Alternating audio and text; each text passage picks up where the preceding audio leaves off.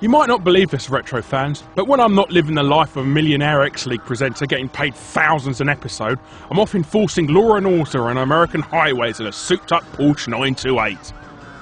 Yeah, I know I've been pretty quiet about it all this time, but I just feel the need to confess all of a sudden. So when I was approached by a publisher showing me a game of my crime-fighting shenanigans, I was like, doesn't it look a bit rubbish for the modern consoles?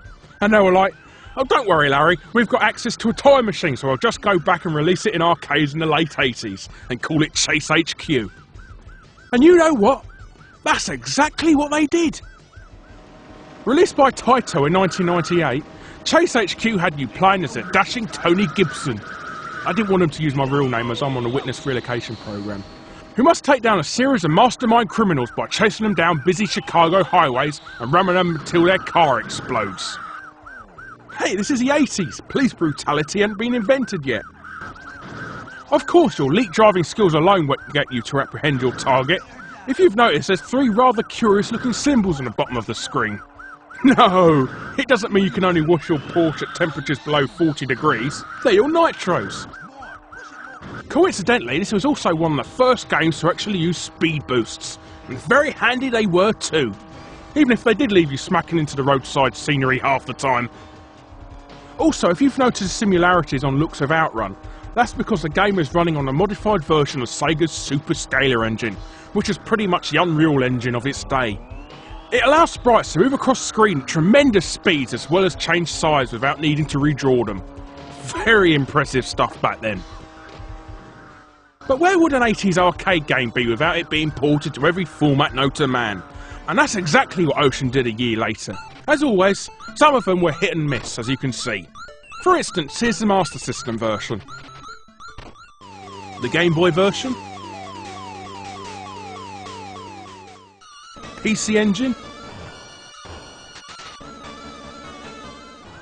The Amiga version, which they seem to have replaced with Charles Bronson on the title screen. Amstrad CPC. The NES version. And finally the ZX Spectrum version, bless. But you'll be surprised to hear that it was the most faithful of all the conversions and won greatest Spectrum game of all time in the final issue of Your Sinclair magazine. As always with successful games, a sequel came out hot on its heels with Taito releasing SCI, that's Special Criminal Investigations, a year later. There were some noticeable differences this time around. For instance, the Porsche 928 had been replaced with a Nissan 800ZX Z32.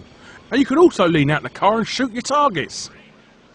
While the game was just as successful as the original, it was heavily criticised for being too much like the original, with only a few new features tacked on.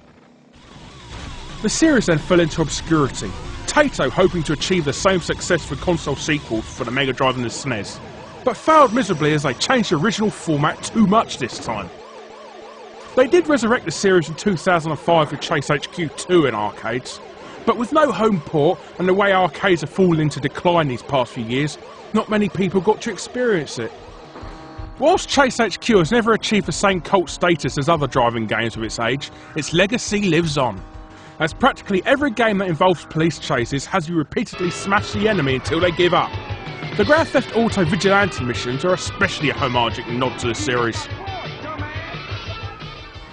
But if you ever see a machine in one of those skanky old seaside arcades, it's well worth popping in a couple of your 20p's. Especially the full-scale pneumatic ones that tilt as you drive. Those things were awesome. Okay, you're under arrest on suspicion of first-degree murder. This has been a Portland Interactive production for XLeague.tv. You're not very good at this, are you?